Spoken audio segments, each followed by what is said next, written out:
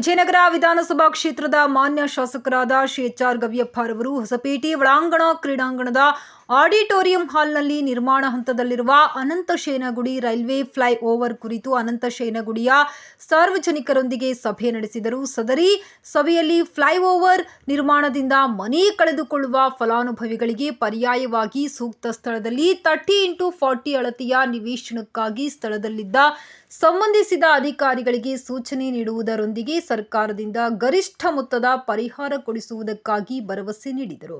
ಇದೇ ಸಂದರ್ಭದಲ್ಲಿ ಶ್ರೀ ಸಪ್ತಾಂಜನೇಯ ದೇವಸ್ಥಾನದ ಹತ್ತಿರದಲ್ಲಿ ಅನಂತಶಯನಗುಡಿಯ ಗ್ರಾಮಸ್ಥರಿಗೆ ಓಡಾಡಲು ಅನುಕೂಲವಾಗುವಂತೆ ಚಿಕ್ಕ ರೈಲ್ವೆ ಕೆಳ ಸೇತುವೆಯ ನಿರ್ಮಾಣಕ್ಕಾಗಿ ಸಂಬಂಧಿಸಿದ ಅಧಿಕಾರಿಗಳೊಂದಿಗೆ ಮತ್ತು ಮಾನ್ಯ ರೈಲ್ವೆ ಸಚಿವರೊಂದಿಗೆ ಚರ್ಚಿಸಿ ಮಂಜೂರು ಮಾಡಿಸುವುದಾಗಿ ತಿಳಿಸಿದರು. ಈ ಸಂದರ್ಭದಲ್ಲಿ ಮಾನ್ಯ ಸಹಾಯಕ ಆಯುಕ್ತರು, ತಹಶೀಲ್ದಾರರು, ಉಪ ಪೊಲೀಸ್ ವರಿಷ್ಠಾಧಿಕಾರಿಗಳು, ಲೋಕೋಪಯೋಗಿ ಇಲಾಖೆ ಅಧಿಕಾರಿಗಳು, ಪೌರಾಯುಕ್ತರು ಹಾಗೂ ಶ್ರೀ ಅಯ್ಯಾಳಿ ತಿಮ್ಮಪ್ಪರವರು ಸೇರಿದಂತೆ ಹಲವು ಮುಖಂಡರುಗಳು ಮತ್ತು ನಿವಾಸಿಗಳು ಮತ್ತು ಗುತ್ತಿಗೆದಾರರು ಉಪಸ್ಥಿತರಿದ್ದರು.